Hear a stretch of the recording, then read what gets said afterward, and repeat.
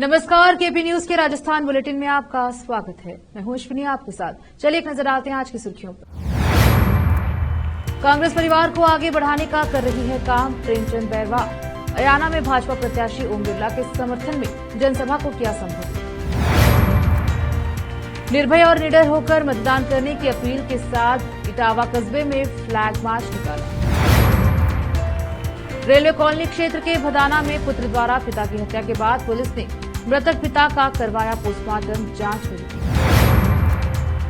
इटावा में युवा नेता नरेश मीणा के रोड शो में उमड़ा जनसैलाब, हुआ भव्य स्वागत। कांग्रेस के राष्ट्रीय प्रवक्ता पवन खेड़ा ने केशवपुरा में प्रेस कॉन्फ्रेंस कर प्रधानमंत्री मोदी को बताया टुकड़े टुकड़े गैंग।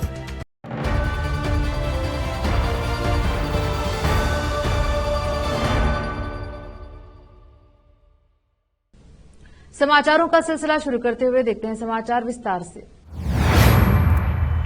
कोटा बूंदी लोकसभा से भाजपा प्रत्याशी ओम बिरला के समर्थन में सोमवार को प्रदेश के मुख्यमंत्री प्रेमचंद बैरवा पीपलदा विधानसभा के दौरे पर रहे। उन्होंने अयाना व खातौली कस्बे में जनसभाओं को संबोधित किया।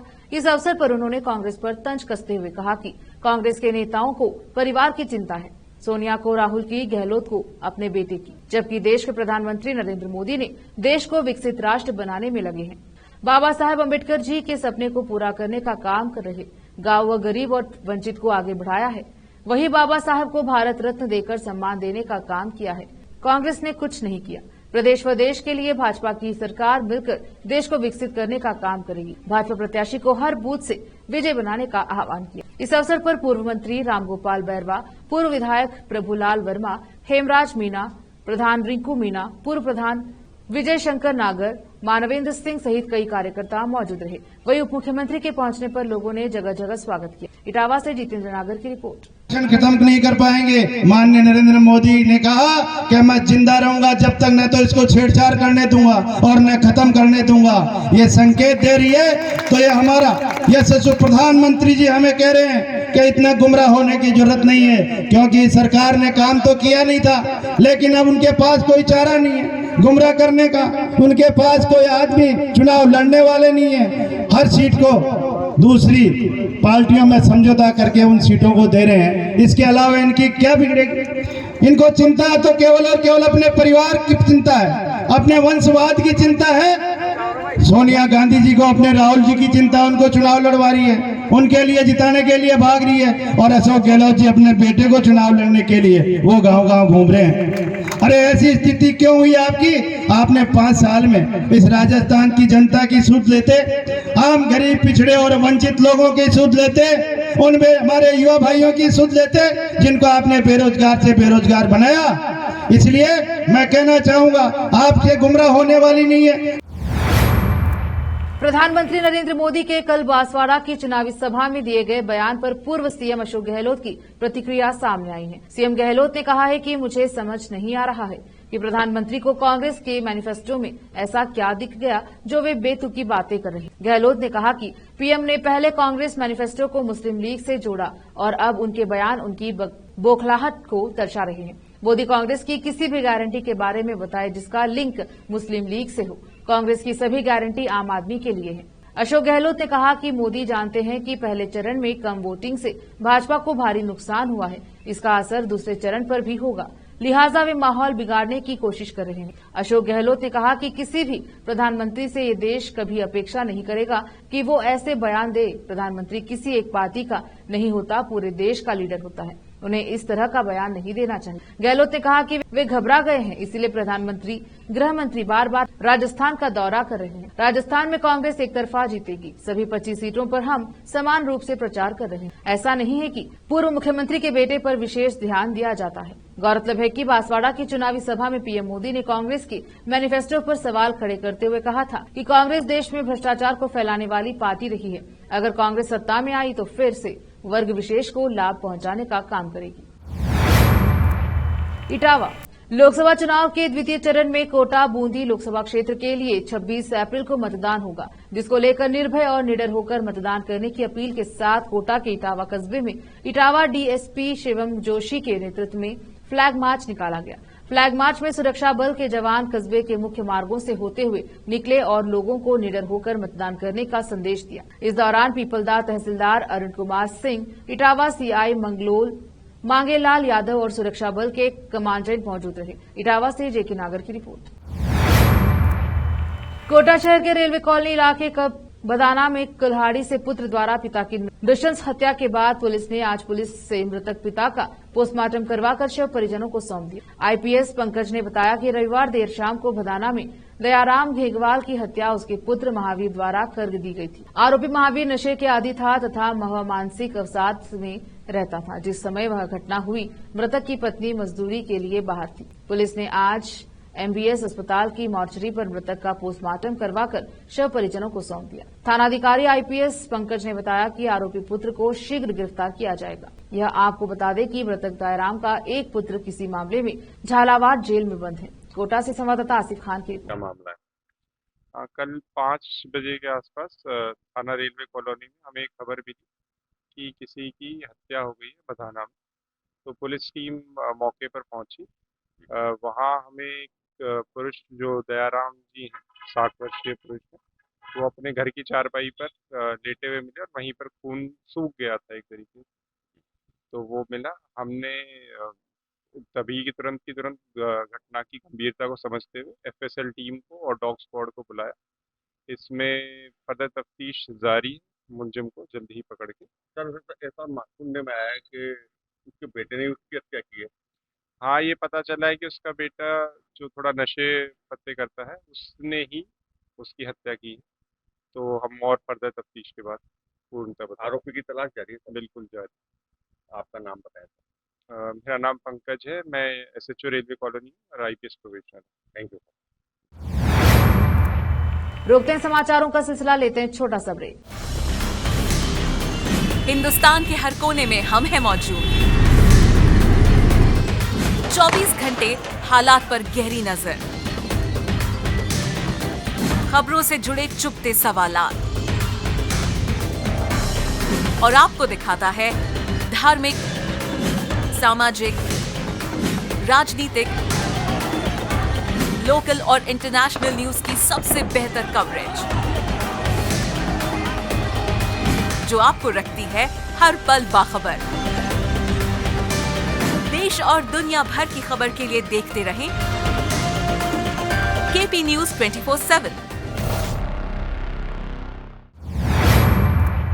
ब्रेक के बाद स्वागत है आपका। देखते हैं समाचार। इटावा नगर में कोटा बूंदी लोकसभा कांग्रेस प्रत्याशी प्रहलाद गुंजर के समर्थन में यूथ आइकॉन के नाम से पहचान बनाने वाले कांग्रेस के युवा नेता नरेश मीणा ने रोड शो किया। इटावा नगर के कोटा रोड सुखनी नदी से शुरू हुआ रोड शो इटावा के खातोली रोड स्थित पटेल मैरिज गार्डन तक पहुंचा, जहां पर सभा का आयोजन किया गया। इस रोड शो में अपार जन समूह देखने को मिला और बड़ी संख्या में युवाओं का जोश नजर आया। बड़ी तादाद में इस रोड शो में युवा नेता नरेश मीणा के साथ नजर आए, जहां जगह जगह पर पुष्प वर्षा की गई और भव्य स्वागत भी किया गया। कई स्थानों पर जेसीबी मशीन पर चढ़कर महिलाओं ने पुष्प वर्षा कर स्वागत किया। वही युवा नेता नरेश मीणा ने कांग्रेस प्रत्याशी के लिए समर्थन मांगा और कहा कि किसान का बेटा कब तक खेत में काम करेगा, उसे संसद में भी पहुंचना चाहिए और किसान के बेटे को संसद में पहुंचाने के लिए इस बार मत और समर्थन देने की अपील। इटावा से जेके नागर की रिपोर्ट। राजस्थान में लोकसभा चुनाव की 13 सीटों के दूसरे चरण के चुनाव प्रचार के लिए कांग्रेस को स्थानीय नेताओं से ही काम चलाना होगा। इसकी वजह है कि राहुल गांधी, प्रियंका गांधी, सोनिया गांधी राजस्थान में दूसरे चरण के लिए चुनाव प्रचार करने नहीं आएंगे। इन तीनों नेताओं को दूसरे चरण में राजस्थान का कोई कार्यक्रम जारी नहीं हुआ है। कांग्रेस पार्टी कोशिश कर रही है कि पार्टी के राष्ट्रीय अध्यक्ष मल्लिकार्जुन खड़गे की एक चुनावी सभा करवाई जाए। इस परिस्थिति में 13 सीटों पर कांग्रेस के प्रत्याशियों को स्थानीय नेताओं के भरोसे ही काम चलाना होगा। स्थानीय नेताओं में सचिन पायलट 2 दिन के केरल दौरे पर हैं, जबकि अशोक गहलोत का पूरा फोकस अब अपने पुत्र वैभव गहलोत की जालोर सिरोही की सीट पर हो गया है। लिहाजा प्रदेश कांग्रेस अध्यक्ष गोविंद सिंह डोटासरा एकमात्र ऐसे नेता हैं जो सभी सीटों पर जाकर चुनाव प्रचार कर रहे हैं। कांग्रेस के नेताओं का कहना है कि अशोक गहलोत, सचिन पायलट के कुछ कार्यक्रम 13 लोकसभा सीटों पर रखे गए हैं, लेकिन 3 दिनों में सभी जगह पहुंचना बेहद मुश्किल होगा। वहीं दूसरी ओर भाजपा कोशिश कर रही है कि दूसरे चरण की हॉट सीटों के लिए पीएम मोदी, अमित शाह और योगी जैसे नेताओं के रोड शो और जनसभाएं कराई जाएं।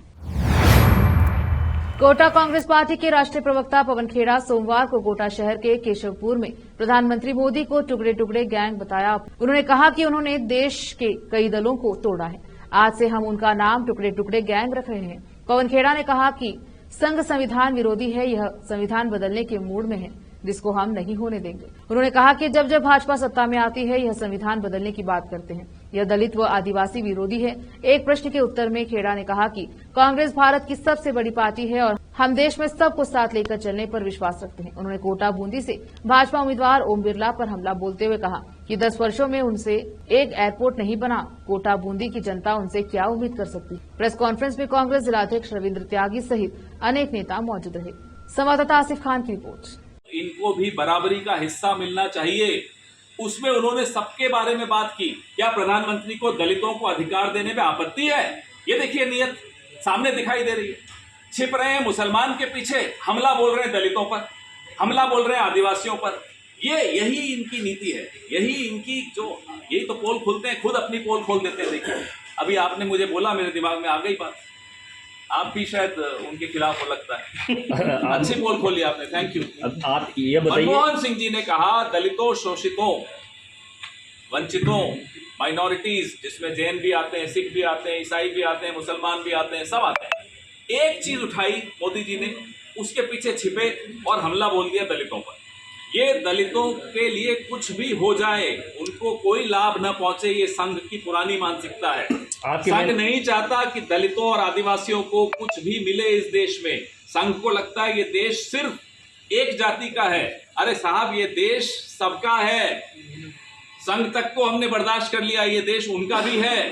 लेकिन अगर वो कह देंगे कि नहीं साहब, दलितों के लिए हम कुछ नहीं होने देंगे, संविधान बदल देंगे, उनका आरक्षण छीन लेंगे, तो माफ कीजिएगा, वो आंख नहीं पैदा हुई जो आंख संविधान की तरफ उठकर देख ले। लेकिन प्रधानमंत्री नरेंद्र मोदी द्वारा बांसवाड़ा में भाजपा प्रत्याशी महेंद्रजीत सिंह मालविया के समर्थन में आयोजित चुनावी सभा में दिए गए जिनके ज्यादा बच्चे हैं, उनको कांग्रेस पार्टी आपसे आपका मंगलसूत्र छीन कर देगी वाले बयान पर सियासी घमासान मचा हुआ है। कांग्रेस पार्टी के नेताओं सहित विपक्ष कई नेताओं ने मोदी पर मुसलमानों और आदिवासियों के अपमान का आरोप लगाया है। इस पर भारत आदिवासी पार्टी ने भी कड़ी प्रतिक्रिया व्यक्त की है और इसे समाज को तोड़ने वाला बयान बताया है। प्रधानमंत्री मोदी के बयान के बाद कांग्रेस पार्टी ने पलटवार करते हुए पीएम मोदी पर झूठ बोलने और हिंदू मुसलमानों के बीच फूट डालने का आरोप लगाया। पार्टी ने प्रधानमंत्री के दावों को खारिज करते हुए कहा कि उनके घोषणा पत्र में ऐसा कोई वादा नहीं है। वहीं भारत आदिवासी पार्टी के प्रत्याशी राजकुमार रोत ने भी बयान जारी करते हुए कहा कि प्रधानमंत्री मोदी का बयान आदिवासी समाज में जहर बोने का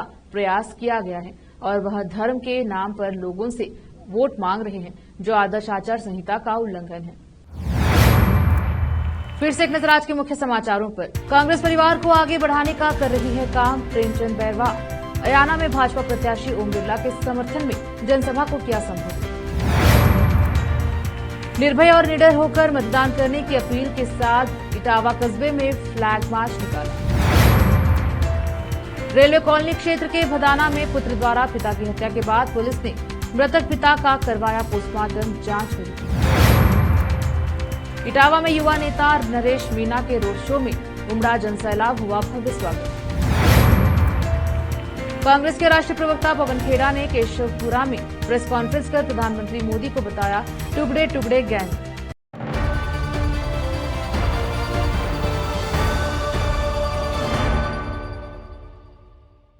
केपी न्यूज के बुलेटिन में आज इतना ही। देखते रहिए केपी न्यूज 24/7। धन्यवाद।